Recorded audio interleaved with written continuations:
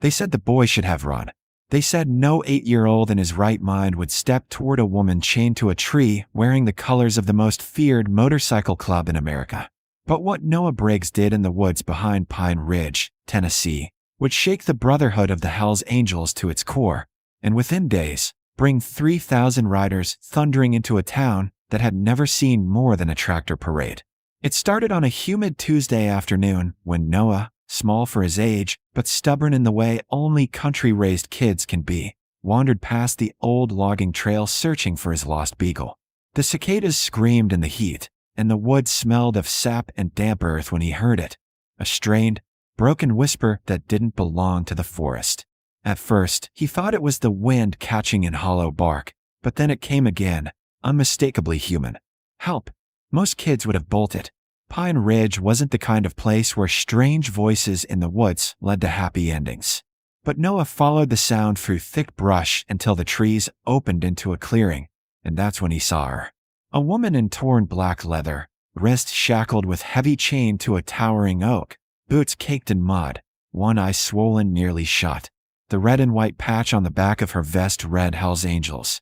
The winged skull unmistakable even to a child who'd only seen it in passing on roaring bikes at gas stations. Her name, though he didn't know it yet, was Savannah Raven Cole, wife of a ranking member in the Tennessee chapter. She'd been taken by a rival gang called the Black Vipers, beaten, and left as a warning. Blood dried along her temple. Her breathing was shallow. And when she looked at Noah, there was no threat in her eyes, only disbelief. "Kid, run," she rasped. They might still be close. Noah swallowed hard. His legs trembled, but not from the urge to flee.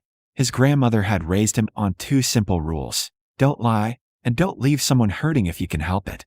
He stepped forward instead of back.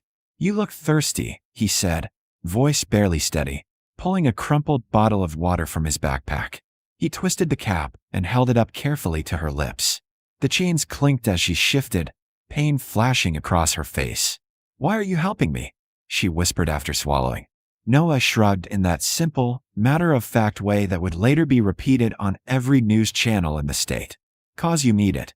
He noticed the bruises on her arms, the raw skin where metal bit into flesh. "Did someone do this?" She gave a faint, humorless laugh. "Yeah, bad men who think fear makes them powerful." Noah didn't fully understand biker rivalries or territory wars. He understood raw. He understood hurt. And he understood that leaving her there wasn't an option. He fumbled his way back toward the dirt road, thorns scraping his arms, heart pounding so loud he could barely hear himself breathe.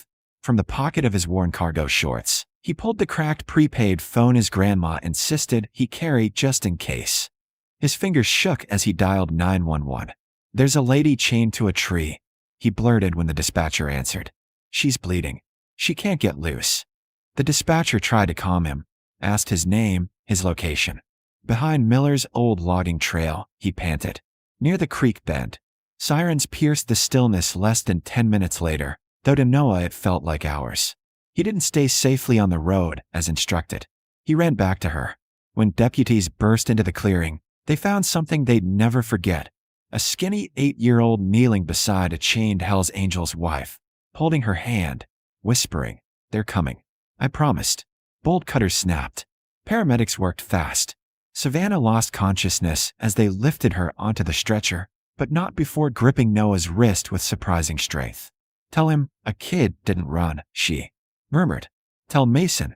They didn't know then that Mason Grave Cole, her husband, was already tearing across state lines after hearing she'd gone missing. They didn't know that within hours, encrypted phones would light up across Tennessee, Kentucky, and Alabama with a message that would travel faster than wildfire. An 8-year-old boy saved one of ours. In the ICU waiting room that night, Noah sat swinging his feet from a plastic chair while adults whispered in tight circles around him. Deputies questioned him gently. News crews began gathering outside. His grandmother squeezed his shoulder and kept saying, "You did right, baby. You did right."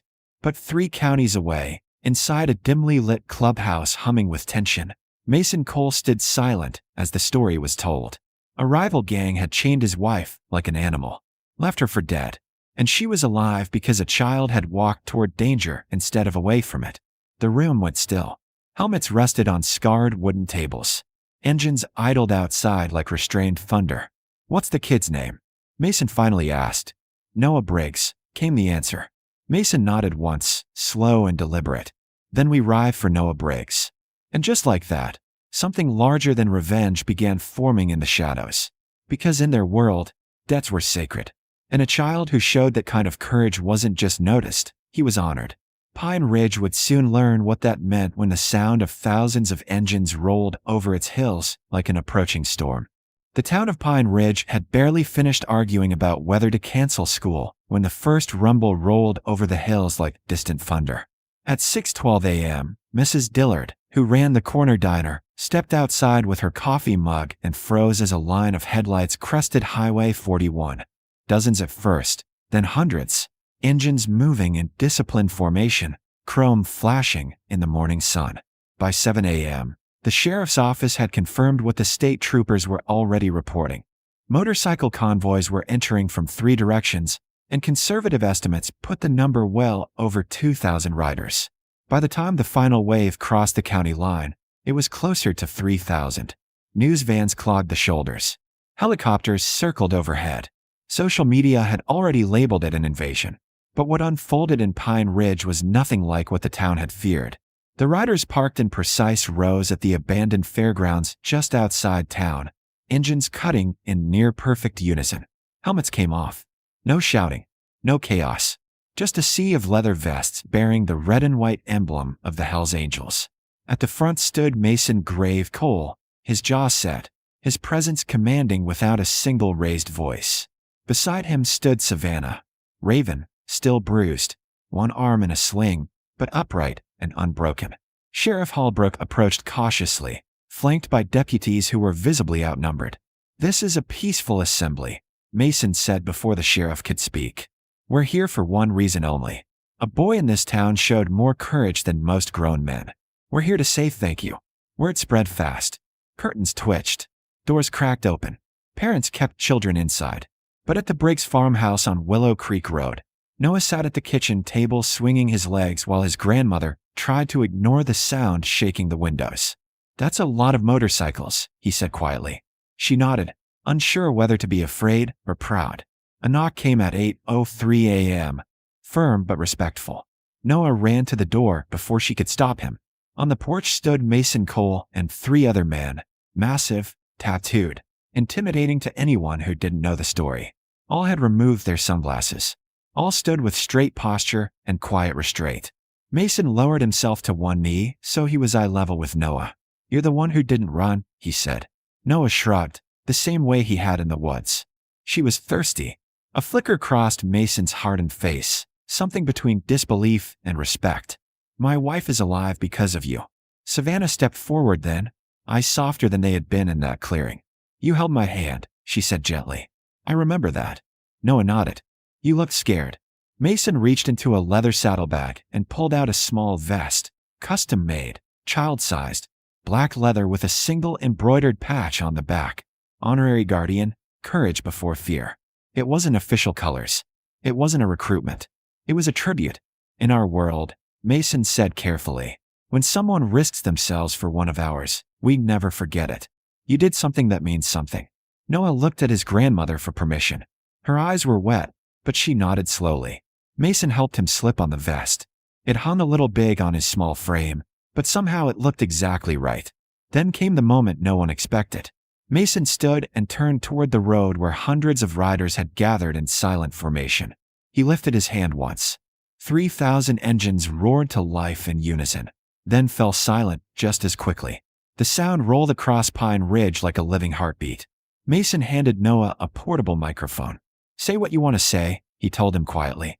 Noah swallowed, staring out at an ocean of leather and steel. He wasn't afraid. "My grandma says being brave means helping even when you're scared," he said, voice small but steady. "So if you came here because you think I was brave, then you have to be brave too. Don't scare my town." The silence that followed was deeper than anything the town had known. Then Mason nodded once. "You heard him," he said. What happened next stunned Pine Ridge. Instead of revving aggressively or riding through town in intimidation, the bikers dispersed in small groups with strict instructions. Respect the town. They filled gas tanks and tipped attendants with $100 bills. They packed Mrs. Dillard's diner, leaving more money on tables than the register held.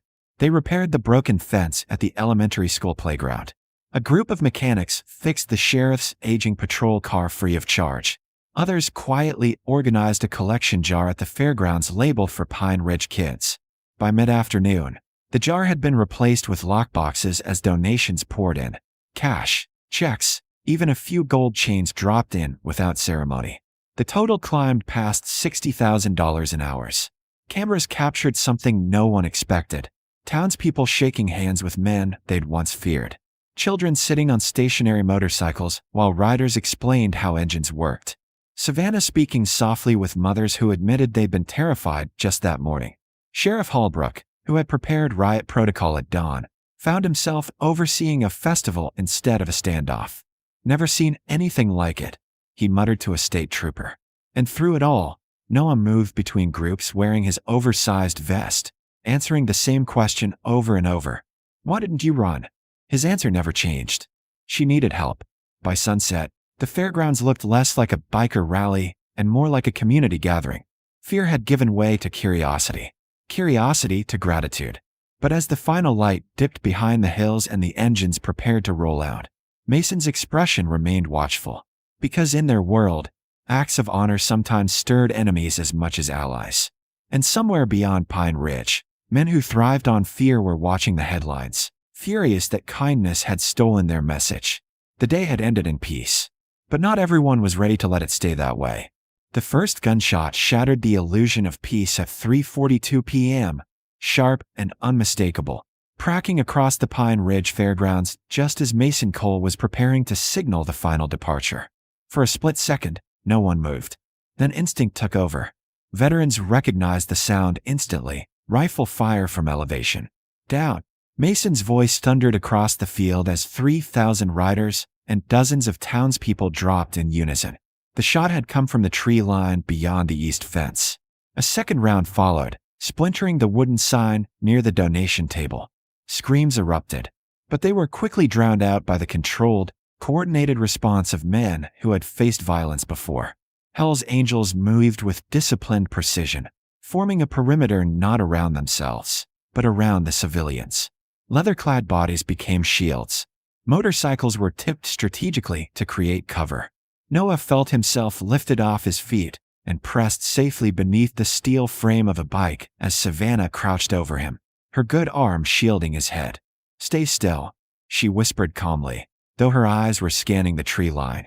Sheriff Holbrook barked orders into his radio as deputies scrambled to locate the shooters. From the woods, 3 motorcycles burst forward, black paint, unfamiliar patches, the Black Vipers. Their plan was obvious: create chaos, fire into the crowd, send a message that fear still ruled. But they hadn't accounted for what Pine Ridge had become in the past 6 hours. Mason and his chapter leaders didn't charge recklessly. They coordinated. Veterans flanked left, using parked bikes as barricades. Others ushered mothers and children toward the concrete livestock building at the edge of the grounds. Not a single rider fired blindly into the crowd. Every movement was controlled, calculated, protective. Bullets struck metal and dirt, but not a single civilian fell. Within minutes, state troopers converged from the highway. 2 Vipers were tackled near the fence line by bikers who restrained them without lethal retaliation. The third attempted escape but crashed into a drainage ditch under deputy pursuit. 11 minutes after the first shot, it was over. The air hung thick with smoke and adrenaline. Sirens wailed. Medics rushed forward. 17 Hells Angels were injured, 3 with serious gunshot wounds. 0 townspeople harmed. Not one.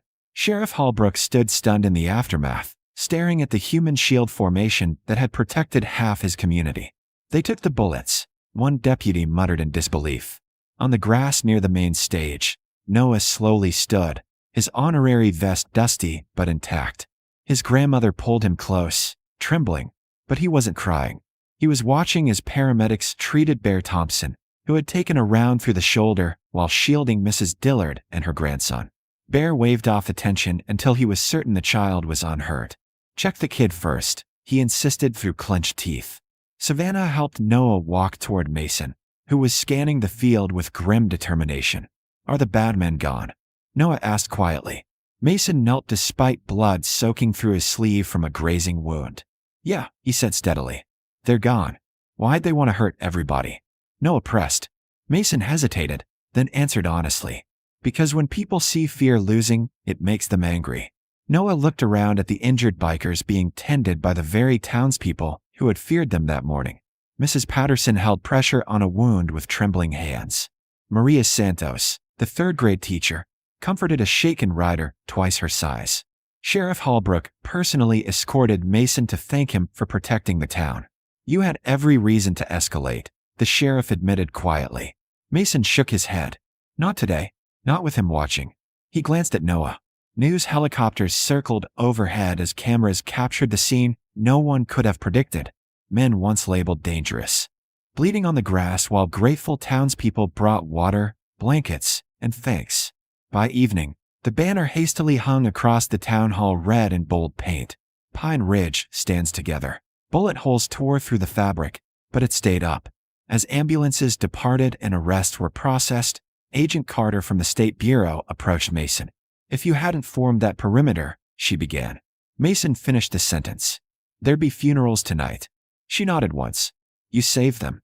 He looked past her to where Noah was helping collect overturned chairs. He saved us first.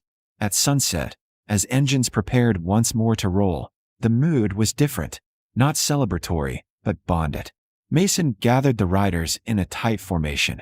No speeches, just a shared understanding. Then he turned to Noah one final time. You didn't just save my wife, Mason said, voice low. You reminded 3,000 men what this is supposed to mean. He tapped his chest over the patch. Noah reached into his pocket and pulled out a single spent brass casing he'd found near the stage. He handed it to Mason. So you remember too. Mason closed his fist around it like a vow. The motorcycles departed in disciplined waves. Not a single burnout. Not a single broken law. Pine Ridge watched from sidewalks and porches, not in fear now, but in respect. In the weeks that followed, the fundraiser money rebuilt the elementary playground and funded new medical equipment at the county clinic. The Black Vipers faced federal charges, and a small bronze plaque appeared at the edge of the fairgrounds, placed anonymously. It read, "Courage isn't loud. It stands still when others run." Noah went back to riding his bike and walking his beagle along the logging trail. To him, he had only done what anyone should do. But whenever engines echo across state lines and leather vests zip closed before a long ride, 3,000 riders remember the day a little boy refused to run, and how that simple choice changed everything.